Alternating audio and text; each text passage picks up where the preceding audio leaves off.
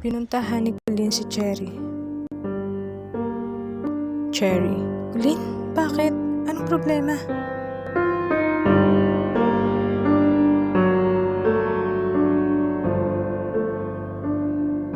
Colleen, kumusta ka?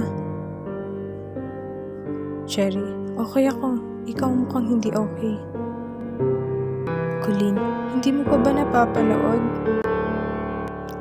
Cherry, ano na naman bang teleserye yan?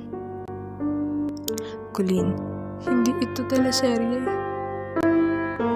Ayan o.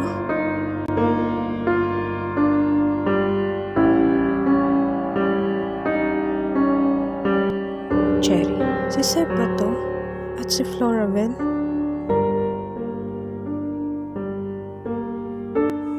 Cherry, napakahayop talaga ng Seb na yan. Colleen, alam kong madami ka na pinagdadaanan ngayon, kaya ayoko nang dumagdag pa.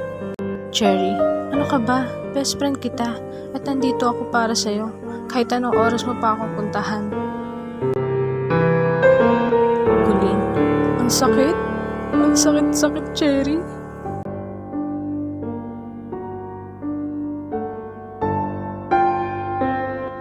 Cherry, pero aaminin ko, hindi ako nagkulang. Colleen, alam ko naman noon, Cherry, na babaero siya. Pero tinanggap ko yun. Cherry, pero mali pa rin na piliin kanyang saktan. Di porke nakilala mo siya na babaero noon, may lisensya na siya para gawin sa'yo yan.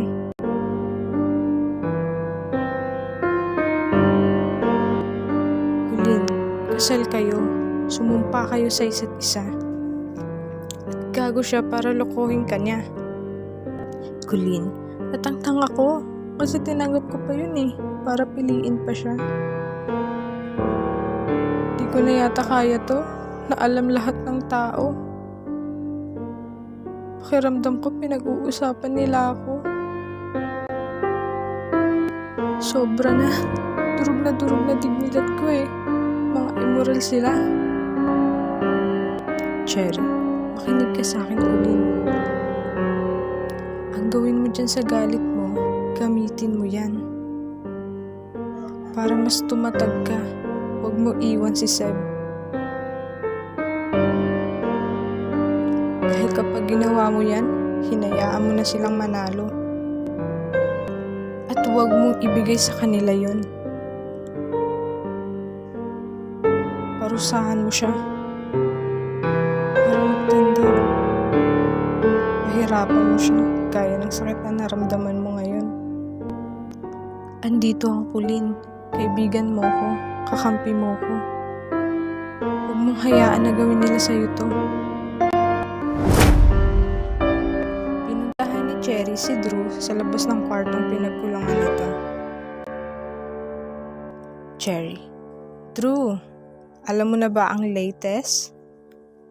Yung kuya Seb mo may video scandal. Kaya talagang magkakapatid. Kaya ikaw, di makakalabas hanggat di ka din nagtitino.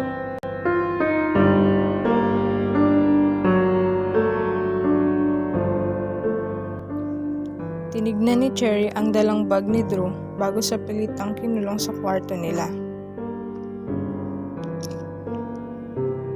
Nakita niya na may mga laman itong madaming drugs. Cherry, hindi ka talaga nagtitino, Drew. Tinapon niya sa inodoro at plinash niya ang mga ito.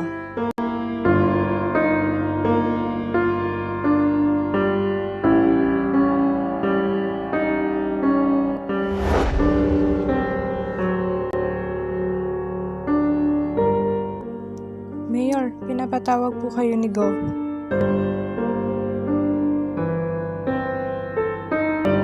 Ako. Gov, pinapatawag niyo daw ako.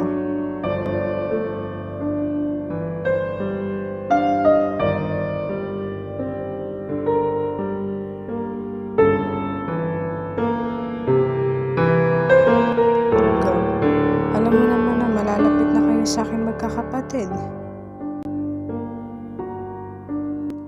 Naisip ko lang na bigyan din ng trabaho kapatid mo. Ako, si Drew Gob? Gob, hindi si Drew. Si Seb. Ako, Gob, hindi ako sure kay Seb. Gob, tinatanggihan mo na ba ako ngayon, Pako? Pako, di naman sa ganun. Pero sige, sasabihan ko.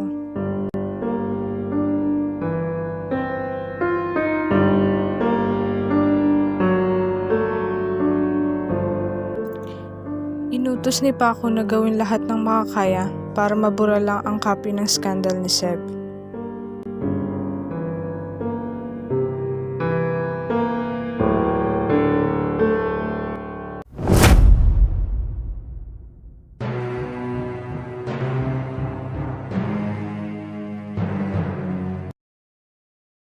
Tinatawagan ni Dave si Becca pero hindi ito sumasagot.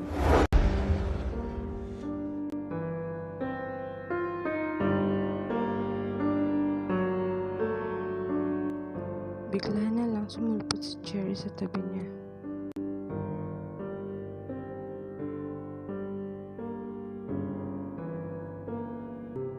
Dave, anong ginagawa mo dito?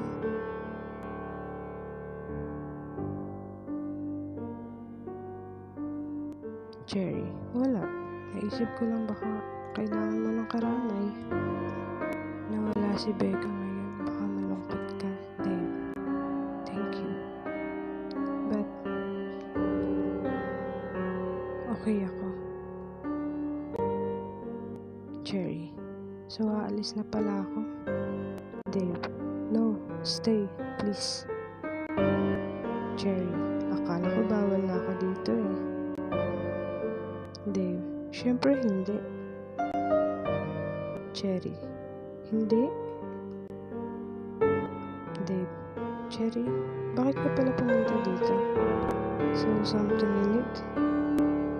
Cherry, sinabi ko na diba? Ikaw baka kailangan mo ng kausap? Baka kailangan mo ng karamay? Kasi ako, kailangan ko ng kausap?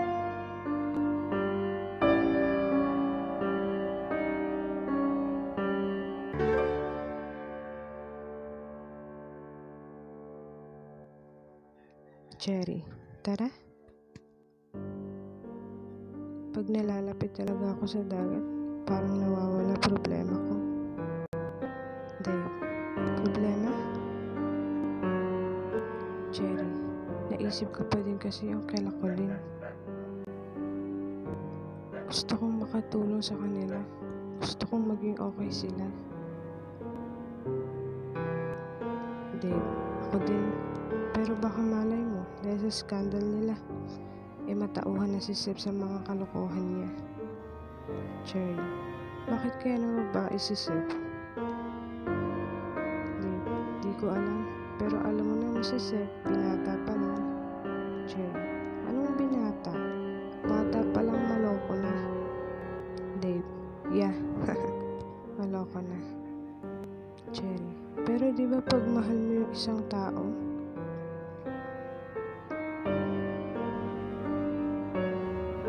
hindi mo pipiliin saktan yung taong yun? Cherry, pero sa bagay, tao lang naman tayo.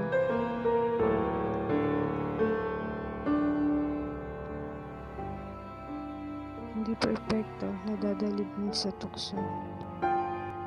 Pero Dave, gusto ko maintindihan. Paano ba hindi magpadala sa tukso?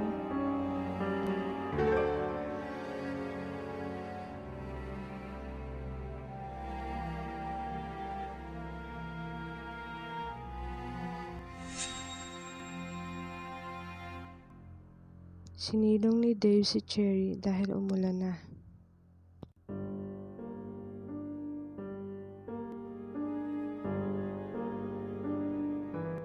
Pero bigla itong tumakbo.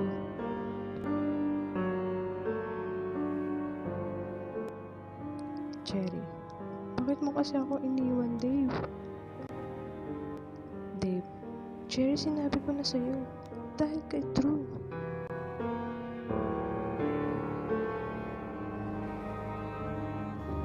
Cherry, Dave, ang tagal ko itong tinatago. Kinikimkim, pinipigilan. Itong lintik na nararamdaman ko.